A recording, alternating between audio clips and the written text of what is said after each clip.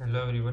तो आज की वीडियो में हम लोग देखेंगे कि मूविंग एवरेज क्या होता है और फॉरेक्स ट्रेडिंग में मूविंग एवरेज का यूटिलाइजेशन हम कैसे कर सकते हैं एक अच्छा ट्रेड सेटअप ढूंढने के लिए।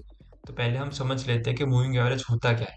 So it is a line that plots the average price of a currency pair over a specified period of time. The line smoothens out price data to help traders identify trends more easily.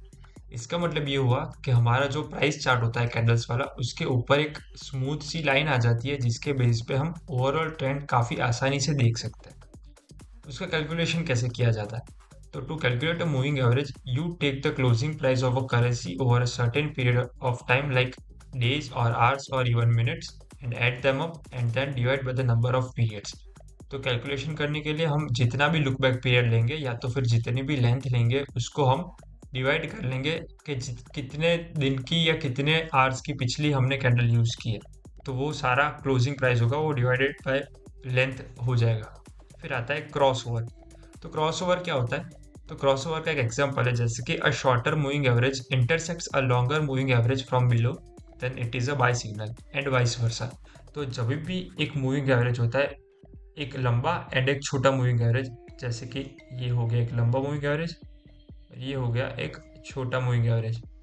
तो जब ये छोटा moving average longer moving average को नीचे से intersect करता है then it is a buy signal. ये हो गया एक बाय सिग्नल, हो गया यहाँ से हम बाय कर सकते हैं।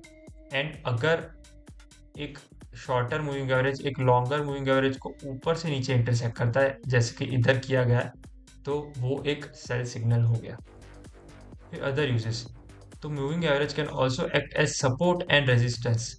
देखिए, सपोर्ट एंड रेजिस्टेंस की तरह भी मूविंग एवरेज एक्ट कर सकता है। जैसे कि हम जब अप ट्रेंड में, तो मूविंग एवरेज लाइन एक सपोर्ट की तरह हेल्प कर सकती है, और अगर हम जब डाउन ट्रेंड में तो वो एक रेजिस्टेंस की तरह भी एक्ट कर सकती है। तो मूविंग एवरेज का अदर यूज ये हो गया कि वो सपोर्ट एंड रेजिस्टेंस की तरह भी एक्ट करता है। इनफ इनफ विद थियरी, अभी हम लोग प्रैक्टिकली देखते हैं कि ये किया कैसे जाता है। तो फर्स्टली हम यहाँ पे ऊपर जाएंगे इंडिकेटर्स में और सर्च करेंगे मूविंग एवरेज। तो यहाँ पे दिख रहा है कि मूविंग एवरेज सिंपल। तो इसको हम क्लिक कर देंगे तो एक बार हमारे चार्ट पे देखिए ऐड हो गया। एक और बार मैं क्लिक कर लूंगा तो फिर दो मूविंग एवरेज ऐड हो जाएंगे। हमको इस स्ट्रेटेजी में दो मूविंग एवरेजेस की जरूरत है। तो जो फर्स्ट मूविंग एवरेज है उसका सेटिंग्स देख लेते हैं। तो उसका सेटिंग्स देखिए, मैंने यहाँ पे 9 रखा है, source is close and style में कुछ चेंजेस देखिए। तो जो फर्स्ट मूविंग एवरेज है उसका कोई सेटिंग्स चेंज नहीं करना, वो एज इट इज रहेगा। अभी जाते हैं सेकंड मूविंग एवरेज में। तो उसमें मैं 9 के बदले लेंथ कर दूंगा 21। तो हम लोग उसकी लेंथ 21 सेट कर लेंगे। तो यहाँ पे आप देख सकते हो कि थोड़ा वेरिएशन आ गया दोनों। अभी विजुअली हम उसको डिफ्रेंशिएट कर पाए उसके लिए हम उसका कलर भी चेंज कर देंगे।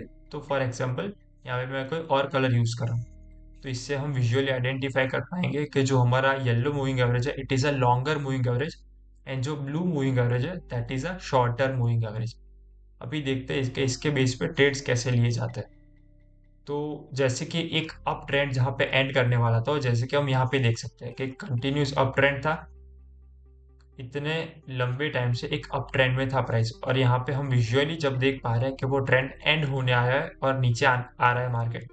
तो उस समय पे हम लोग यहाँ पे देख पा रहे हैं कि एक shorter moving average which is 9, ये जो ब्लू कलर का मूविंग एवरेज है वो 9 लेंथ वाला है, उसने yellow moving average which is 21 moving average उसको ऊपर से कट किया है। आप देख सकते हैं यहाँ पे जो येलो मूविंग एवरेज है विच इज 21 और दिस इज 9।